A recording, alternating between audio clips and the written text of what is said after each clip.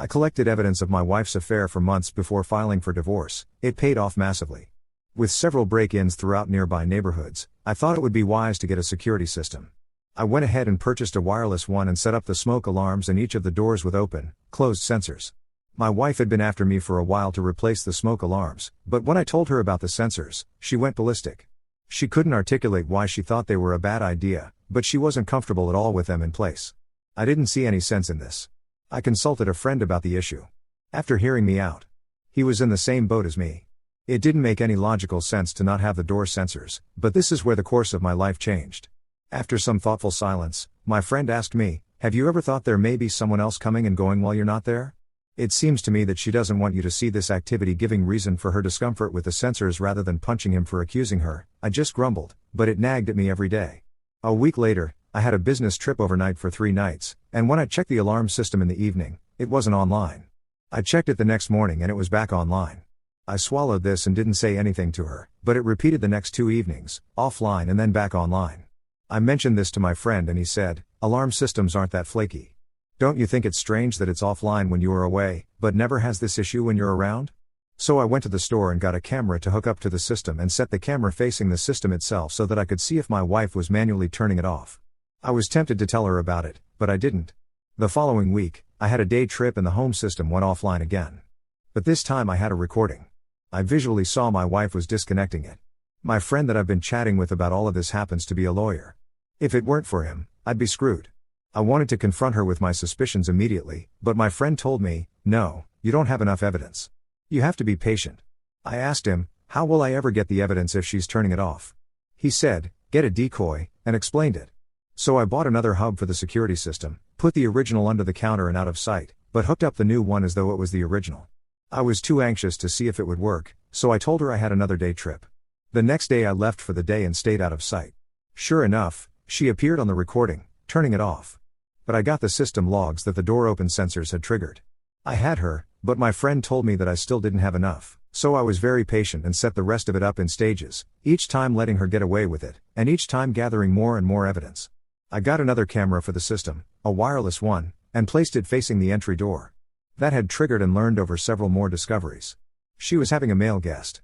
He was parking his car several streets over, and I found out which one was his. My friend told me it's easier to put a GPS on his car, which is illegal, but better than trying to follow him and get caught doing it. So I waited and told my wife I would be working in the city 40 miles away and would be doing it for the rest of the week. I took a week off from work that day. The lover came over and I put a GPS on his car. It would ping my hub once a minute for the next several days. I'd traced it on my laptop in real time, and when he was at home, the GPS gave me an exact location. In our state, we can look up property information online and find who owns the property. So now I had my wife's secret lover's name and his wife's name. They'd been married for 17 years with all their kids in high school. Then I put the wireless camera in our bedroom, only to find out they weren't fudging in our bed, but in our walk-in closet, which is spacious enough to get the job done. The camera picked up the audio, but not the video. I captured some video though, such as them leaving the closet naked but not actually in the actual. I waited for her to leave for shopping one day and repositioned the camera in the closet. I caught them in full glory the next time he came over. Now what my friend told me, while I had enough evidence, she will still put up a denial because she doesn't want to get him in trouble with his wife, so she'll dig in and won't give. Your best bet is to bundle all this stuff together and give it to her lover's wife anonymously. Once this happens, the dominoes will flow backward. And your wife will have to come to you with a confession. If you do it right, you can erase all your fingerprints from the whole situation. Keeps you from being the accuser. I like this plan, but I really wanted to get it over with. So I used some Movie Maker software and pieced together all the parts and stages of the investigation.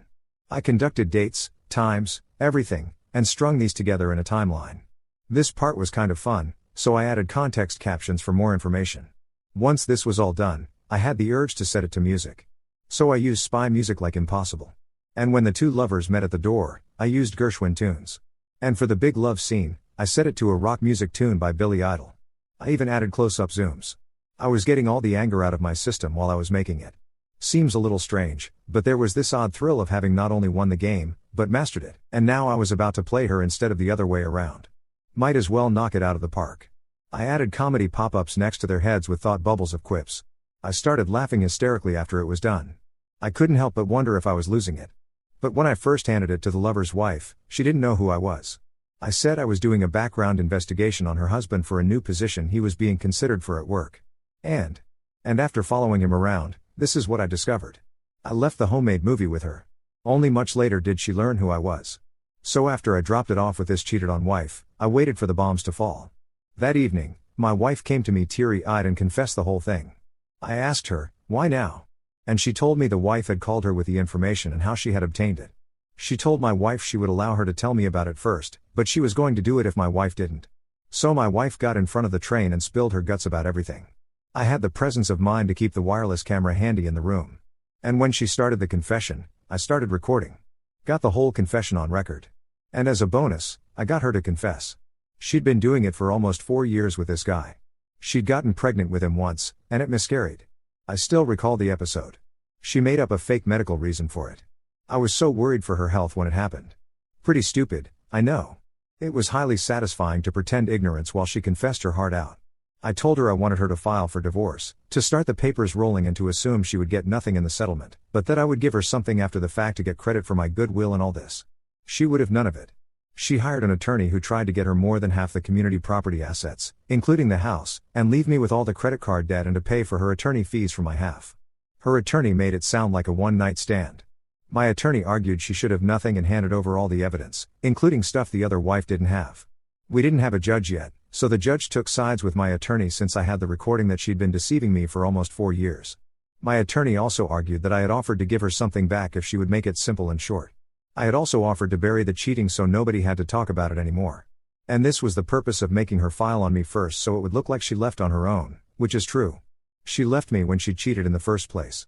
Oddly, her lover came to the hearing and sat in the back. And since we had never officially met, I guess he thought I didn't know who he was. I introduced myself to him on a recess break and he gave me a fake name and lied, saying his hearing was coming up, which is why he was sitting there. I corrected him on it and told him exactly who he was and why he was there. I thought he might leave at this point, but he stuck it out. The lover and his wife divorced. She took the lion's share. Some time later, they happened to be in a supermarket and were trading a superficial greeting. When I walked past them into the store, I didn't see them standing there, but I saw her in the store right after but didn't say anything. She cornered me alone in the dairy section and said, "You dropped off some valuable information with me not too long ago." I acknowledged and we traded somehow have you been statements back and forth until she said you're the husband. Busted. So I confessed to who I was. She thanked me for my self-control and that I patiently gathered proper evidence and got it to stick. I got a call from my ex that evening. She found out the hand I played in this whole situation and she was batshit crazy about it. Clearly the other couple did the math and figured out who I was. The lover had called my ex and told her of this until that moment. All of them believed the original cover story, that a work-related investigator had handed over his findings. I told my ex-wife, "So what? You came to me and confessed. I didn't have to play bad cop and pound a table and rake you over the coals. The writing was on the wall, and it was time to confess. And you knew it." She said no. If I had known, I would not have confessed. Exactly. I got what I wanted in the only way I could have gotten it. And frankly, I had a blast doing it. For any of you who plan to confront your wife, don't do it in real time, as she flirts or commits acts of suspicion of infidelity. Patiently wait, take pictures, and gather the evidence.